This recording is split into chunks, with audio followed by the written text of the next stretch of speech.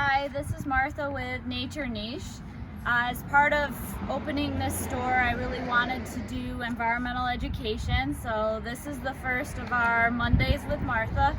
If your Mondays are anything like mine, a little crazy, it's nice to have just something important to think about to connect us with nature. So that's the point of the segments, and for this first one, I want to talk about one of my favorite topics, oaks. There's a lot in the news media right now about COVID-19. We also need to remember the different tree diseases, and especially oak wilt this time of year. So oak wilt is a fungal disease, and it's lethal to red oaks, but it can also damage or kill other oak species. And symptoms include a change in color of the leaves. They start to bronze from the tip down towards the base. They'll wilt at the top of the crown, moving towards the base of the tree, and then they'll fall very rapidly for no reason, seemingly no reason, in the middle of the growing season. So look for those symptoms. It's a disease that can spread above ground, both by moving firewood of infected trees or by sap beetles carrying the fungal spores and feeding on sap from different tree cuts, wounds, other places of damage on the tree. And the trees are often killed in groups. One, because oaks are known for root grafting, so the roots connect below ground and the fungal disease can move that way.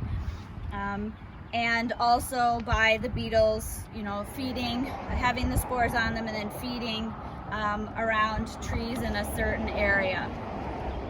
So there's a lot of great information on the Michigan Department of Natural Resources website and the U.S. Forest Service website, so check those out.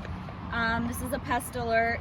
You can learn about how to identify the disease, because there are other lookalikes with similar symptoms, and how to best treat the disease. And really, I recommend talking to an oak wilt expert, a professional arborist. Have somebody help you if you think you might have it, to confirm the diagnosis and help you come up with a treatment plan. So what can you do to help with oak wilt? One very important thing is to report when you think you might have a case to the DNR. You can email them or call, or the Midwest Invasive Species Information Network has an online submittal as well as a smartphone app that you can use for reporting. You can also prevent the spread by not wounding, pruning, or cutting down oaks basically during the growing season, when temperatures are above 45 to 50 degrees Fahrenheit. Those sap beetles are moving around and can spread the fungal spores. That's especially true April 15th through July 15th. That's when the conditions are right. There are a lot of spores available and the beetles are very active. So a lot of municipalities won't allow work to be done on oaks during that time. So as much as you'd like to over the Memorial Day weekend kind of work on pruning, don't do it on your oaks. Your oak trees and your neighbors and their trees will thank you for waiting until the dormant season. If you have to prune an oak or cut one down for a health and safety reason, it's really important to treat those cut surfaces with a commercial grade tree paint or wound dressing to seal that off so the sap beetles can't spread spores.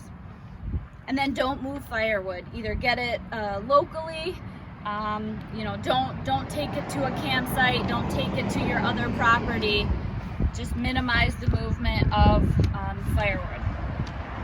And I wanted to talk about that because oaks are such an incredibly important tree in the landscape and different ecosystems across our landscapes, and they provide shade and erosion control, acorns to help feed wildlife, nesting sites for a lot of wildlife, and this particular genus is the most prolific larval host for our butterfly and moth species. Over 450 species of Lepidoptera lay their eggs, and their caterpillars feed on oaks.